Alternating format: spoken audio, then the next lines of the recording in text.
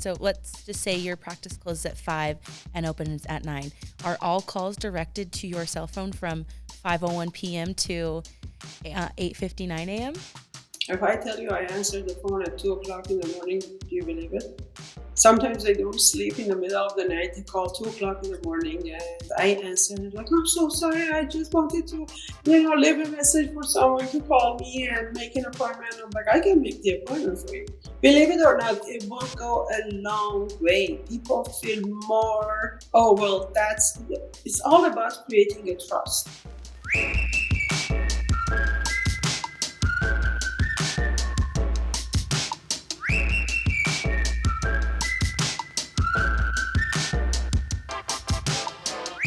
Hi, everyone. Welcome to this episode on the Happy Practice Playbook. I'm Mo Jones, and in each episode of the show, you'll hear conversations with dentists, office managers, staff, and specialists who know how to create a happy practice. Today, we're joined by Dr. Mahnaz Rashti, an experienced periodontist, endodontics, and full mouth reconstruction specialist with over 30 years of specific experience with VA hospitals and medically compromised patients. She is also a practice owner in Beverly Hills. Welcome to the show, Dr. Rashti. How are you today? Thank you for inviting me to your show. I'm fine. Thank you for asking. How are you? I'm good. I'm excited. It's been a minute since we've recorded an episode, so I'm excited to be back in it. And I think we have a really, really great topic today that I think a lot of our listeners are really going to get a lot of knowledge bits from and be able to create a happy practice. So I'm really looking forward to this as well. Well, me too. People are very afraid of opening their offices nowadays because of like all this stuff that is going on. But almost everybody is happy to have their own practice. It's just a matter of having some guts and starting. That sounds scary to me. I'm not even a dentist. I'm nowhere near that, and opening a practice seems very scary and overwhelming. But hey, as we're going to chit chat today about, you clearly are doing it. You're successful and you've created a really great patient experience while you're at it too. Yes, and I love it, and I love working in my office every single day. In fact, I'm looking forward to come to my office. Like as Friday morning, I'm like so happy it's weekend, but by Saturday noon, I'm like, okay, it's time to go back back to work. I love it. I love it. Okay, so we always start our show with a nice little fun statistic. So today, our statistic is 80% of respondents in a study indicated that they are more likely to do business with a company that offered personalized experiences, and 90% indicate that they find personalization appealing. How do you create personalization in your office?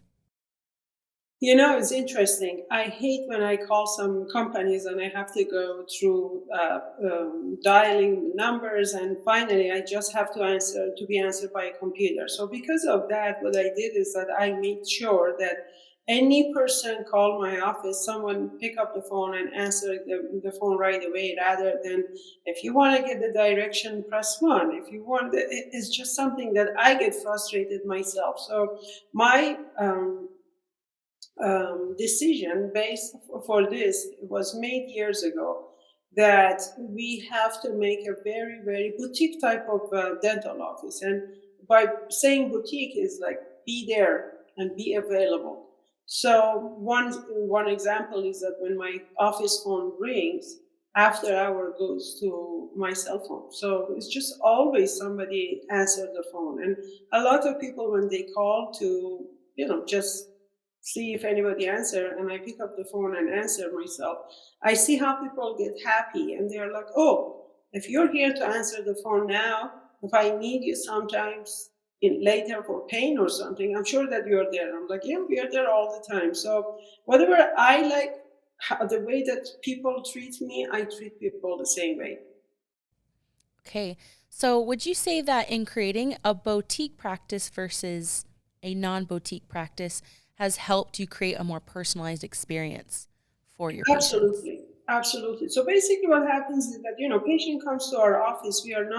I don't have a busy practice of like having numerous patients waiting in the waiting room, and then go from one room to the other and do some on this patient and go to the other patient. I've never believed in that type of dentistry, and I never believe that you're going to get a good result with or making any patient happy. When patients come to my office, number one rule is treat them the same way you want to be treated. So we do, we pay the respect of like welcoming them to our office. If they need to fill out the application, which nobody likes to go through the whole process of paperwork, let alone if somebody comes who doesn't have the patience of going through at least 9, 10 pages of that application. We help them. I make sure that my staff go to the front, welcome them, and sit down and help them to fill it out. And then when they come to the room for starting of the excuse me, to start the process of like examination, I literally give them 100% of my attention. I am there until the patients say goodbye and leave the office. So that makes a huge difference. People love this type of environment rather than going somewhere and completely being lost between the staff or from one doctor to the other doctor, not having the same doctor treating them. Gotcha. So you've created this personalized experience where you're giving them 100% of your attention and be able to help them to the fullest. Let's go backwards for a little bit. So when you were first starting out and building your practice, what is I would imagine, and kind of what I know, but our listeners may not, at least at this point, what's some of the adversity that you had to overcome with that? I am a foreigner. I'm a very proud US citizen right now, but I am one person who came to this country and started from zero when I started. As a female, as a foreigner, opening an office in Beverly Hills, California, it was a very, very difficult situation to even put your foot in this neighborhood and be able to start your practice. I remember as a periodontist, I was going to different doctors and introducing myself. And, in my mind, I wanted them to welcome me to the society. They've been here for a longer time. I was a new blood, and I thought that, I'm going to be received so nicely. But unfortunately, it wasn't. It was like, um, I was a foreigner, number one. Number two, I was a female. And this is unfortunately used to be at least when, 30 years ago when I was opening my office, almost 30 years ago, it was a good old boys club. It was like not, females were not so welcomed into the society. But that didn't discourage me. I remember I had a lunch meeting with a dentist, and after he was done with eating his lunch and dessert and everything, his first comment was, "How dare you open an office in Beverly Hills?" And I never forget that comment. So it made me more determined to make sure that I become successful, and it made me to promise myself that if anytime anybody would come in this neighborhood and ask help, I would definitely extend my hand and go over and above and beyond to be able to help them to make sure that they can survive and make it happen for them. So you're in this area and you're clearly surrounded by people who think that you shouldn't be there, right? And you're trying to have this practice. How I think anyone would understand if maybe you felt a little jaded, and not that you're angry, but kind of have an attitude, right? So Yes. how did you handle that and that adversity while still delivering a top tier patient experience? How did you juggle that? In a way, I have to tell you, you know what? It was just like giving me even more determination to succeed. When somebody tells you you cannot do it, people before you cannot, they didn't do it, and you're going to fail. You're like, no, I'm going to make sure that I do this, and I'm going to make it very different than your office. I'm going to make it so different that people talk about their experience in my office, and that's how I um, decided to continue and make sure that I create a family practice, meaning that my staff treat my patient like a family. my patient treat us like their own family, and we treat them like a family. So they talk to us about their daily family issues. We talk to them. So it's not a dental appointment that they go to. We're so friendly, and they're so friendly to us. So, talking more about that, creating that family environment, how do you continue to do that? Because I think, essentially, right, your practice is a business. So, how do you find that balance with still keeping it a practice, keeping it a business, but cultivating that family culture? Well, you see, I think just sometimes I think about it. One thing that I really, really take it very serious is like when I hire my staff, I always think about like how this new person is going to join the group and how the other group are going to receive her.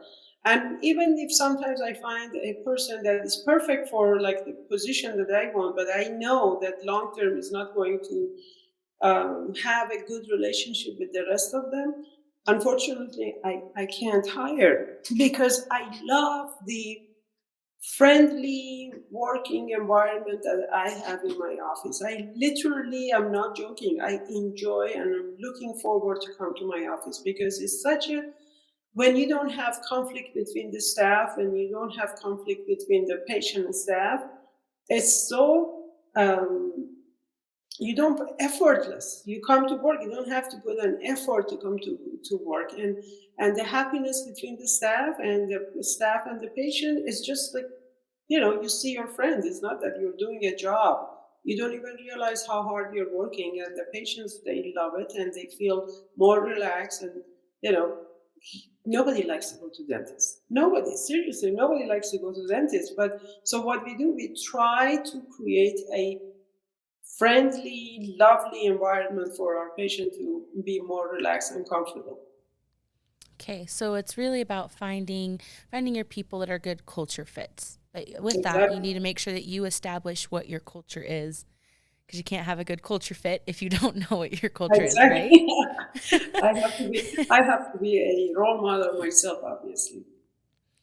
So with that, I know you mentioned earlier how with your practice specifically, after hours it goes to your cell phone. So does that extend through all after hours? So let's just say your practice closes at 5 and opens at 9. Are all calls directed to your cell phone from 5:01 p.m. to 8:59 a.m.? If I tell you I answer the phone at 2 o'clock in the morning, do you believe it? And I make the appointment 2 o'clock in the page. When people call, sometimes they don't sleep in the middle of the night. They call 2 o'clock in the morning, and I answer and like, I'm so sorry. I just wanted to, leave a message for someone to call me and make an appointment. I'm like, I can make the appointment for you. Believe it or not, it will go a long way. People feel more, oh, well, it's all about creating a trust. And I want to deserve their trust because when they come to me, they don't know me. All right. So, first step is like before you even come to my office, you need to start the trust in our office, in my staff, in myself. And when they see that I personally do a lot of the work after hour, they're like, okay, well, that's a very down to earth person, which is number one issue for myself. I do not want to separate myself from my staff or from my patient. We are all good level people, and we love to work together. So I think in the fact that, right, you're answering these calls after hours, not only are you building a great relationship with your patients, but as you mentioned, with your staff as well. Because I think if I was working for you and I know that, hey, after hours, Dr. Rashti's answering the phone, so I for sure that I am fully capable and I can make sure I'm answering the phone during work hours and making And sure they the are they patient is are taken care fantastic. of. I promise you, they are like my staff is just like I love them. First of all, they're like so much younger than me, and they're like my own daughters. But you'd be so surprised that none of them feel anything is after hours. It happens that sometimes people call and they speak a language that I am not familiar with. And I tell the patient, I'm going to ask one of my staff to call you right now. When I call them, and they right away call the patient. So it's just like it's such a beautiful bond and sense of ownership. I I want them to know, and I make sure that they know that They own the practice themselves. It's not that it's my practice, you're my staff, don't come to me. It's just like we are very, very good family. Wow. I think that's great. I think, having your staff being able to be behind you and support you. Obviously you want that for a staff, but knowing that they support you and they feel the passion to elevate the customer experience, I think is crucial. For our listeners that maybe aren't able to maybe extend themselves like you are, fully after hours, what are other ways that you can suggest that they can still provide a personalized experience and elevate for their patients? Being available, be truthful, and then trustworthy. I always tell people when they call to make the appointment, it's like, thank you for trusting us, and we go above and beyond to make sure that we deserve your trust. And part of that is through educating the patients. I um, when patients come here, my first step is to educate the patient about what's going on in their mouth before I even recommend any treatment. Before we even start any treatment, I do make sure that the patient understands exactly what's going on in their mouth. I do make sure they understand the pros and cons of each recommended treatment plan. I make sure that they ask questions. I want them to ask questions, and I encourage them, please ask questions. If you don't ask questions from me, that means you're not even listening to all this stuff that I'm talking about. Then I create a blueprint for them and explain about the steps, how long it's going to take. Every time you come here, what you should expect. All of these reduces the patient's anxiety and fear of, oh my God, unknown. Unknown is one big hurdle in everybody's life before they go to the dentist. I haven't been to a dentist for a long time. I know I need a lot of work, but I don't know what's going to happen. So, well, we um, add all of these little pieces. When you put all these little pieces together, you create a beautiful picture. So, and I mean, I'm very much someone, I love having the transparency and clarification and expectations on me as a patient versus my care provider. And it sounds like for you, the transparency and clarification goes way outside of when they're just in your chair. It's from the moment they walk through the door to when they leave. So for your practice, right? The expectation is, after hours, someone will, you, Dr. Rashti, will be there to answer the call. So I think, for our officers and offices and our listeners who maybe don't have that flexibility, having that transparency, hey, you leave us a voice, if you call us after hours, you leave us a voicemail, it will get returned when we open the next day, or if they have an after hours line. I think, right? Is that what you're saying? That, they establish that transparency wherever they are. That's going to create trust and reliability for the I patient, think right? I think what happens, that one of the reasons that I decided that I'm going to answer all of my calls after hours is what happened with my own experience with my children. I remember my son had a surgery done, and there was a complication, and I was calling the doctor from Monday, Tuesday, Wednesday, Thursday, and finally on Friday somebody called that it take him, it's like 5 o'clock on Friday, take him to emergency room. And this was so devastating for me that after 5 days of living messages after messages and email, now you call me that it's too late, take him to the emergency room. It's not that I just called you now.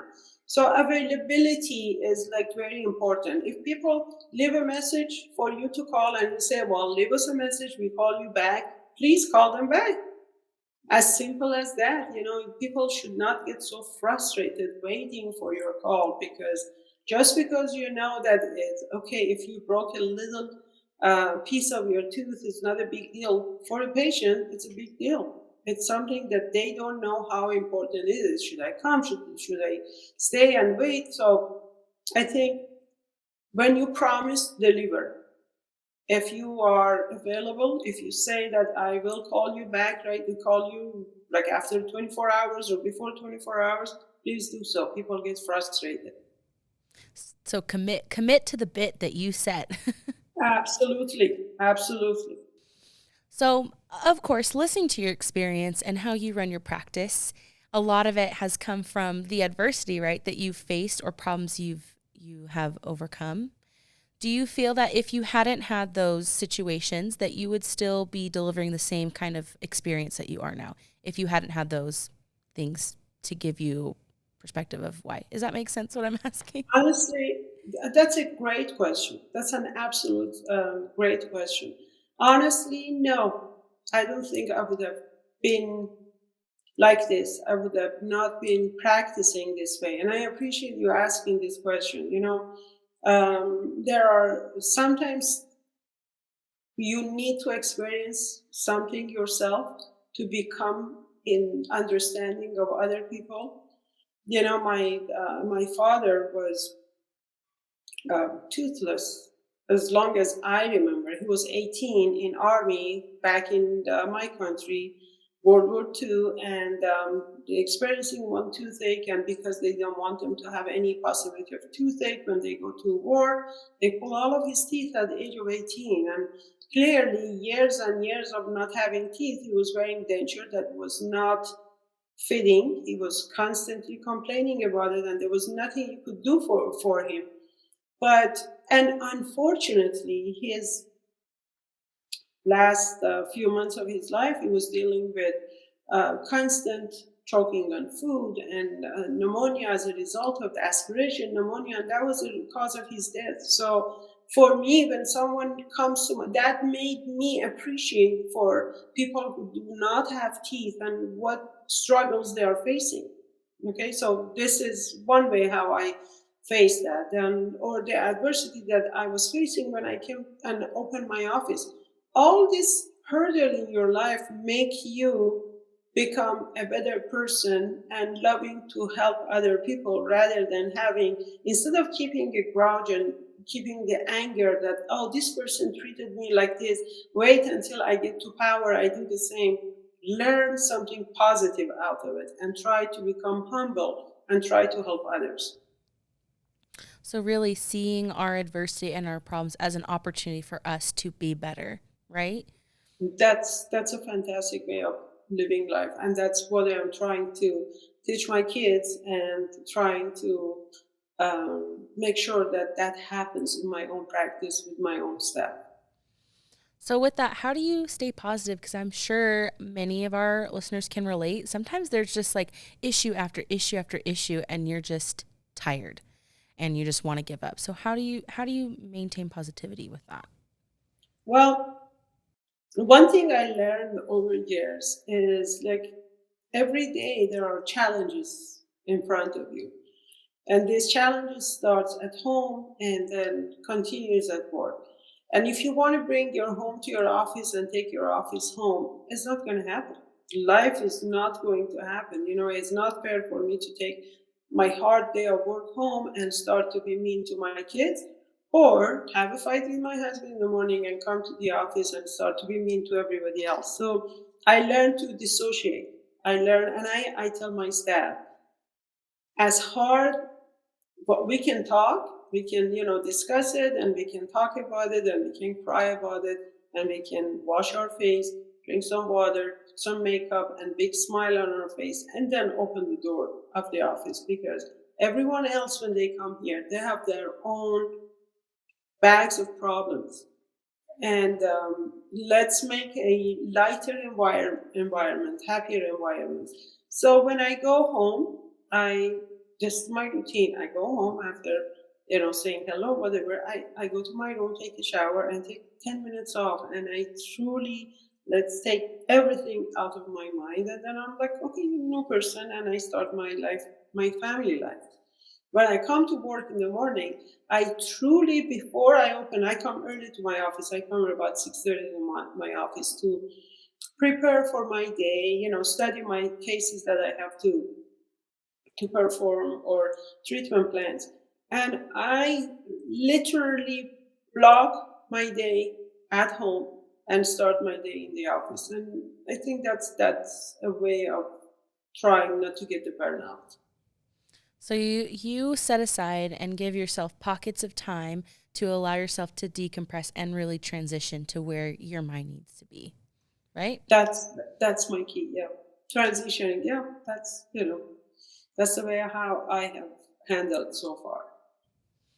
And that, as you've mentioned, that's really helped you. And has there ever been a day where you haven't done that and you've noticed the difference? You see a big difference. If I go home and I start right away going through like my daily, yeah, it will definitely. I have caught myself screaming at my daughter. It's like, Mom, I'm like, okay, give me 10 minutes. Let me calm down. And, your kids teaching you that, whatever happened there is not my fault. And also your staff definitely is the same. You have two family. You definitely have two different family, even though they are related, but they are not related. So you have to have so many different hats. You put a mother's hat, you put a business owner's hat, you put a dentist hat, there's so many hats that you have to wear every day. And to be able to fit those hats, as you mentioned, put a pocket of time, separate, dissociate, and then start wearing the other hat. Have you ever found yourself, let's say you've come home from the office and you've gotten your mindset to focus on your family. Has there ever been any issues where you've had to kind of revisit and go back to your work mind while you're at home?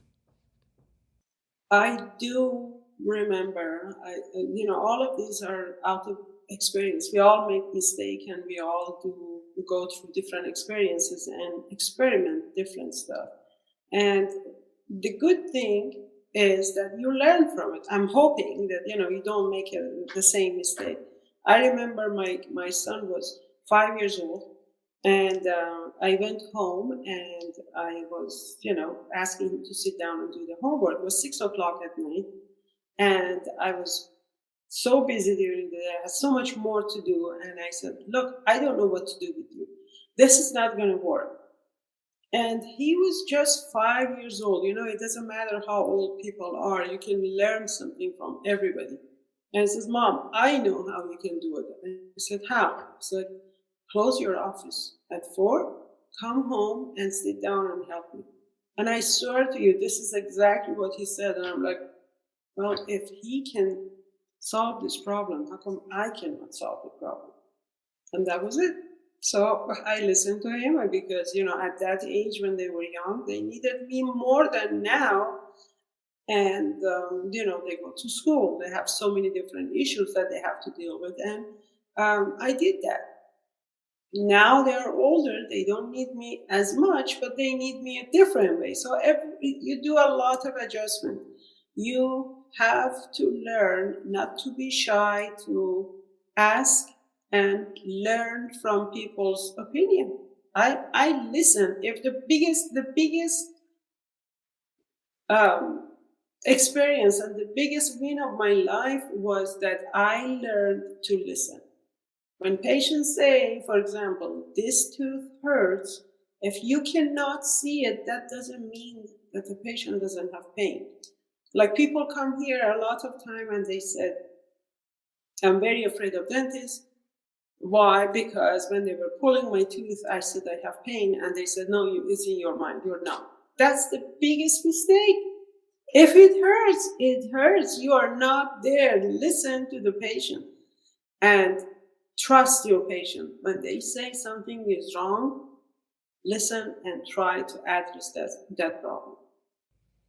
So listen and be willing to course correct as needed as Yes, when you listen, right? yes, uh-huh.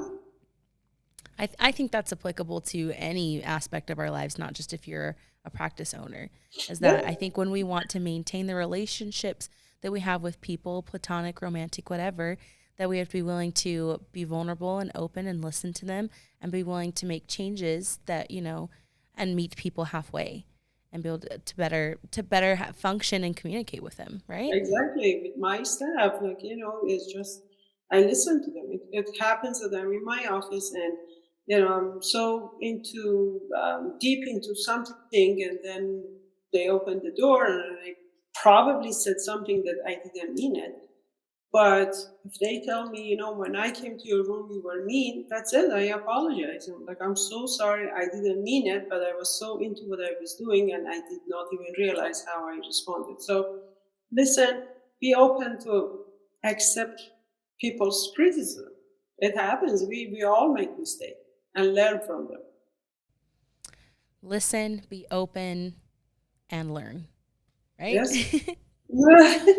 Well, we are almost out of time, but we love to leave our listeners what we call a motivational tip, which is if you could take one page out of your playbook of success and share it with our listeners, what would it be? I would say don't be afraid and, jump. People would possibly stop you and discourage you. Trust yourself, trust your inner being, and work hard.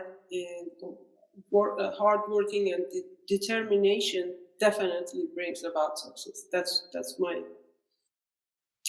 advice to my kids and to everybody else who asks me.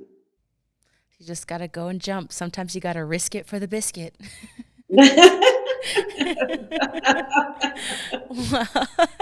Well, that is a wrap for today.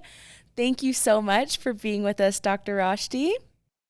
Thank you for having me. I appreciate it. And you know what? I love your questions because it actually, when I listen to it, it reminds me of a lot of other stuff.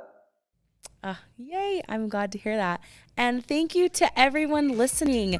Don't forget to join the Happy Practice Playbook Facebook group where we'll be discussing this topic more and sharing other helpful resources to help you keep your people happy. And as always, I'll be posting to get all of your tips and tricks as well. If you like what you heard today, hit that subscribe button so you don't miss out on the next episode. We hope you'll join us next time. It's your girl, Mo Jones.